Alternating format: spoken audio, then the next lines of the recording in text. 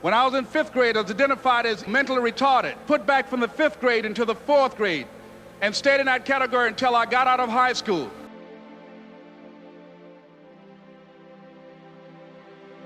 I don't have any college training, but I met a high school teacher who one day changed my life. I was waiting on another student, and when he came in, he said to me, "Young man, go to the board and write what I'm about to tell you." And I said, I can't do that, sir. He said, "Why not?"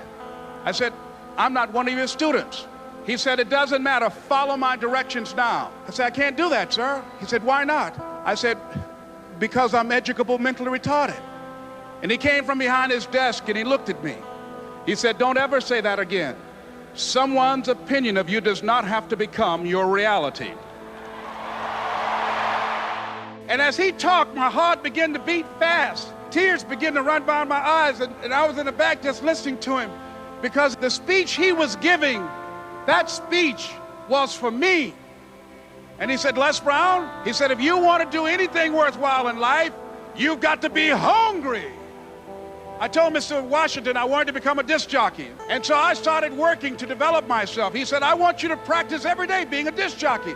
I said, "But I don't have any job now." He said, "It doesn't matter." He said that it's better to be prepared for an opportunity and not have one than to have an opportunity and not be prepared. So every day I was working to develop myself. And as I was working to develop myself, I applied for a job as a disc jockey, WMBM on Miami Beach. I went to a guy named Milton Butterball. I said, "How you doing, Mr. Butterball? I'd like to get a job as a disc jockey." He looked at me, he said, "You have any broadcast background?" I said, "No, sir, I don't." "You have any journalism background?" I said, "No, sir, I don't." He said, "We don't have any jobs available." I said, "Yes, sir." I went back to Mr. Washington and I told him. He said, "Don't take it personally." He said, "Most people are so negative, they will have to say no 7 times before they say yes." He said, "Go back again." So I went back again. I said, "How you doing, Mr. Butterball? My name is Les Brown." He said, "I know what your name is. What do you want?" I said, "I'd like to know whether or not you have any jobs as a disc jockey, sir." He said, "Didn't I just tell you yesterday we didn't have any jobs?" I said, "Yes, sir, but I know whether or not somebody got laid off or somebody was fired, sir." He said, "No one was laid off or fired. Now get on out of here." I came back the next day. "Hello, Mr. Butterball, how are you?" He said, "Fine, what do you want now?" I said, "I'd like to know whether or not you got any jobs, sir." "Didn't I tell you the last 2 days we didn't have any jobs?" I said, "Yes, sir, but I don't know whether or not somebody got sick or somebody died, sir." He said, "No one got sick or died. Now don't come back here and throw me out again." I came back the next day like I was seeing him for the first time. I said, "Hello, Mr. Butterball, how are you?" He looked at me with rage. He said, "Go get me some coffee." I said, "Yes, sir." And I went to get him some coffee. After a while, I would get their lunch and dinner, and I would go in the control rooms and take the disc jockeys their food, and I would not leave until they would ask me to leave. One Saturday afternoon, while I was at the radio station, a guy named Rock was drinking while he was on the air. I was the only one there, looking at him through the control room windows, walking back and forth, young, ready, and hungry. Pretty soon the phone rang, and it was the general manager. And I answered the phone. I said, "Hello?" He said, "Les, this is Mr. Klein." I said, "I know."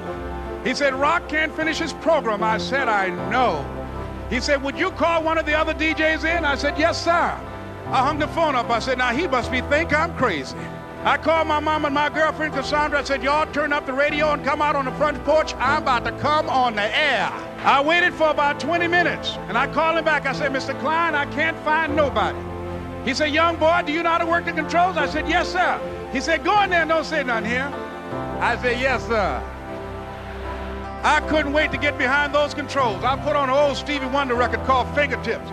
I sat down behind that turntable. I said, "Look out, this is me, LB Triple P, Les Brown, your platter playing papa. There were none before me, and there will be none after me. Therefore, that makes me the one and only. Young and single and love to mingle, certified, bona fide, indubitably qualified to bring you satisfaction, a whole lot of action. Look out, baby, I'm your love man." I was hungry.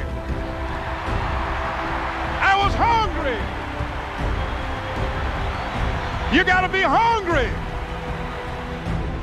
Begin to know that you have greatness within you. And if just one of you here begin to envision yourselves as being blessed and highly favored to reach your goals, if just one of you capture the essence of what that means, that you have greatness within you and a responsibility to manifest that greatness, that you can make your parents proud, you can make your school proud, you can touch millions of people's lives, and the world will never be the same again because you came this way.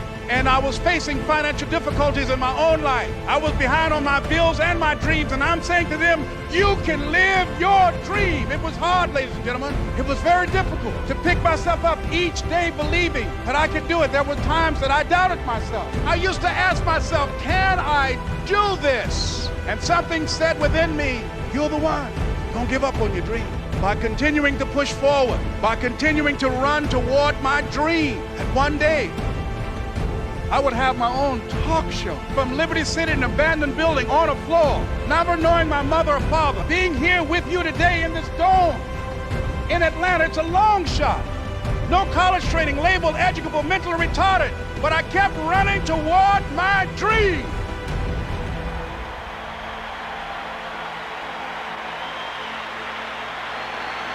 Don't stop.